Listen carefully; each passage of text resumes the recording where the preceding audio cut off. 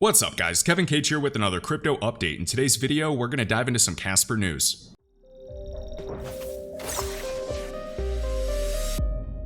First up, we have the new Casper wallet on the way. To learn more, you can visit casperwallet.io. Now, we need a wallet in the Casper space currently. If you guys are curious on how to store your Casper or to stake it, I do have a playlist. You can type in Kevin Cage Casper Staking, and it's also linked in the video description under the Casper playlist. In this tutorial, I show you how to create a wallet using Casper Live and Casper Signer, the Chrome extension, or you can also connect it to your Ledger Nano. And there's other options that exist today, such as Casper Dash. You can learn more at casper-.io. Now currently at CSPR.live, you can come up to the top right hand side, click sign in, and then you can choose between the Casper Signer, Ledger, or the Taurus wallet. And remember, the Casper Signer today is not necessarily a wallet, it was just built to sign transactions, which is why they're actually building this Casper wallet. And one of my favorite wallets on any layer 1 would be Hashpack for all of you HBAR holders. This wallet has everything. And I can't wait to have something similar for Casper, because Hashpack is a mobile app along with a Google Chrome extension. You can swap and stake your tokens within seconds. You can buy HBAR using a credit card. You can see the history of transactions and connect to a variety of dApps, whether they're NFT marketplaces or DEXs. So if you'd like to join the waitlist, you can come up to the top right and click Early Access. So the cool thing about Casper Wallet is it looks like it's going to be a 24-word seed phrase, just like a Ledger Nano or just like when you're creating your first Hashpack wallet, which is going to keep things very easy as long as you write down multiple copies and you securely store those secret keys. Making things easier to send and receive Casper, world-class security, create limitless accounts with a single secret recovery phrase. You can delegate Casper to stake and earn yield, we can mint NFTs, and more using your favorite decentralized apps. Compatible with Chrome, Brave, Safari, and Firefox. Now, one important thing to note is if you created a wallet like myself using Casper Live or CSPR.live up here, when you first create your wallet using Casper Signer, you actually download this PM file. So this .pem extension is actually your secret key file, so you're in charge of storing that and securing that. If you lost that file, you would lose access to your Casper wallet, which is super scary for a retail investor. So I like that they're actually giving us the option now with the new Casper wallet to have a 24-word seed phrase. This is going to be 10 times easier, and I'm personally just going to create a new wallet with my 24-word seed phrase there. So then I might just create several new Casper wallets, and I'll actually just migrate all of my old wallets over to the new one, just to keep it easy. Just so I can sleep better at night and I don't have to worry about storing that file. Next up, straight from David Casper, we have Casper 2.0 is on the way, and this is the Zug protocol. Remember that Casper is actually based out of Switzerland, just like the city Zug.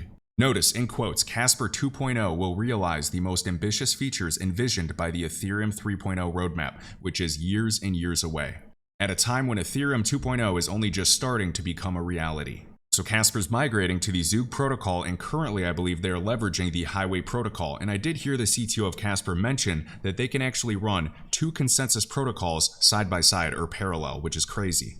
Remember that Casper has sharding ability, so long-term TPS or transactions per second should not be a concern. And Casper's biggest priority is best-in-class security. Also shared by David, we have the Blockchain Hub, the World Economic Forum in Switzerland. Surprise, surprise. And Casper again will be speaking here for a second time between January 17th and January 19th. And you can register for free. I'm going to try to take clips if I'm allowed to for the Blockchain Hub in Davos, so we can see Casper Labs and CB Labs. And remember, during Davos, typically attending are over 120 billionaires, over 50 heads of state, 40 plus CEOs of Fortune 500 companies, and over 200 family offices. Next up, this was shared by Casper. According to Statista charts, there are currently 5 billion internet users, of which 4.7 billion are social media users. This means that the total addressable market of decentralized users is at least 5 billion.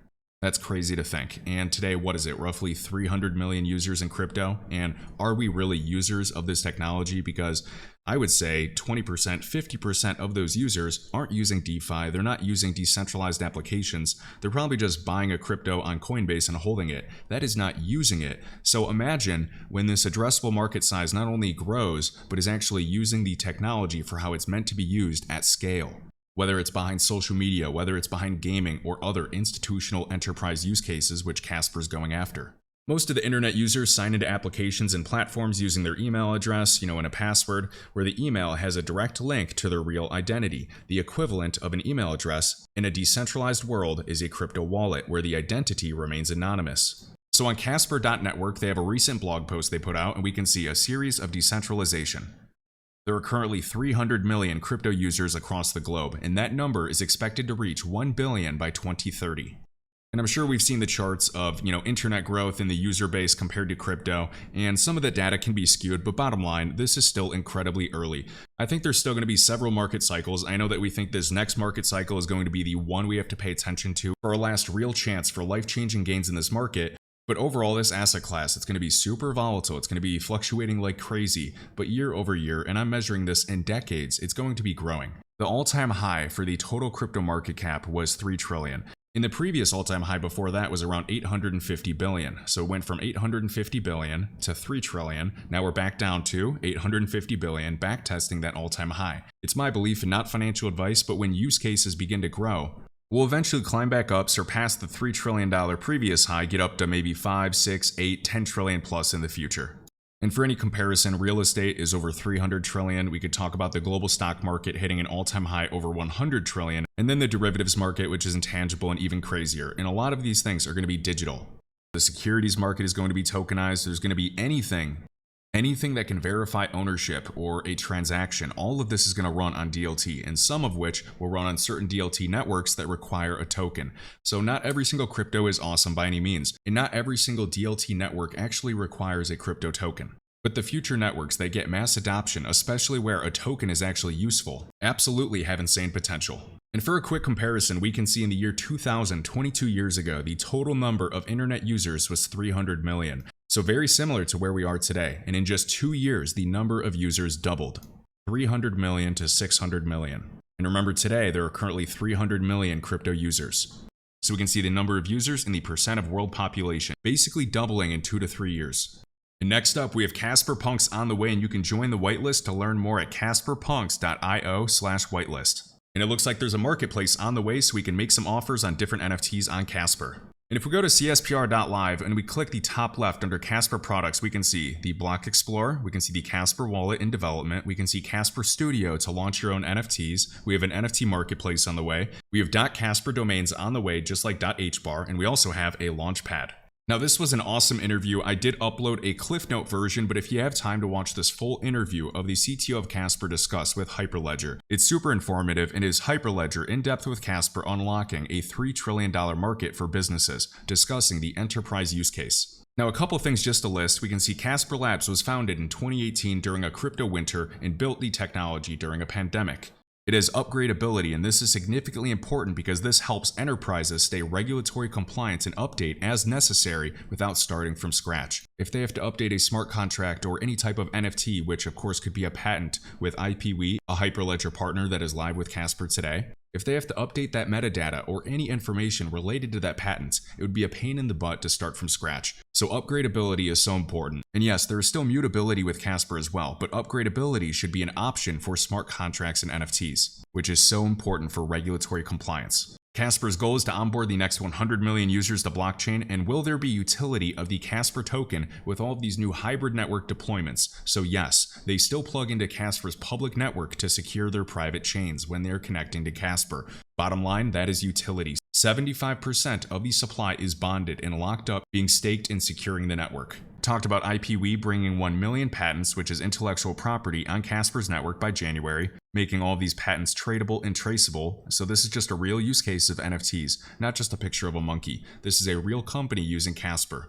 More on the way, NDAs and multiple hybrid blockchain implementations, of course. So even if it is private, because Casper is a hybrid, they're a realist. They understand the importance of having permissionless and permission networks, but it'll still plug in to Casper's public network. Working on stabilizing gas fees for enterprises, so you'll have predictable gas fees, which is super important, and also quantum resistance. So we talked about XRP, and they're monitoring the most powerful quantum algorithms that exist today. So XRP, or David Schwartz, said that they are just staying, a couple years ahead of it. So same thing with Casper. We can see, related to a question of quantum resistance, why Casper is prepared, because they support multiple encryption schemes built for hybrid technology. They can drop in a new key type anytime at all. So for example, quantum key support. So this modular architecture makes Casper able to drop in new encryptions. You can update it, you can edit it, you can modify it easily. You can add a new quantum key to the account, and done. And Casper has its own virtual machine for smart contracts, and also big NFT collections are on the way. The CTO is discussing that enterprises don't want to mint batches of 20 NFTs at a time. There's huge use cases, and in the future you'll probably have to mint 5 million NFTs at a single time. So right now Casper is working on minting 300,000 NFTs at once with stable gas fees. You have contracts that can pay for themselves, of course, with the unified contracts and accounts. So now we have accounts that can sign transactions and contracts that can pay for themselves, as I said. So you can think of everything as a contract on Casper. And the new consensus protocol on the way, the Zug protocol and Casper 2.0, and there's going to be tons of testing and deploying, so super cool. So I'm personally excited for Casper to experience its first bull run. Few other things, big shout out to Blockchain Media, so we can see not all projects are business optimized, but Casper Network is. Here's how and why this matters. So Casper is known as the future-proof blockchain. It's prepared for developer and enterprise usage, and this is a major competitive advantage. You have upgradable contracts, on-chain governance, privacy flexibility, and developer-friendly languages. Casper's network aims to speed up corporate operations, lowering the barrier to entry. A developer can come and easily learn without having to know Solidity or another type of programming language. It's very native. By being public, decentralized, and permissionless, Casper created the perfect environment for businesses to build.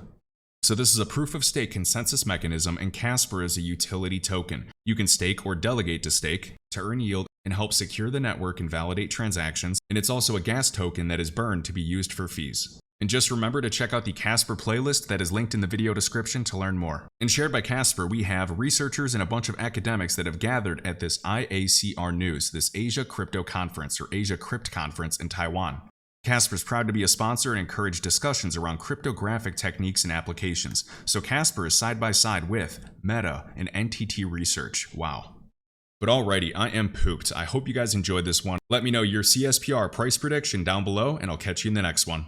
If you enjoyed this video, I'd greatly appreciate hitting the like button and subscribing. Let me know your thoughts down below. And as always, my link tree is linked right in the top of this YouTube video description with all links, crypto resources, and discounts. I'll catch you in the next one.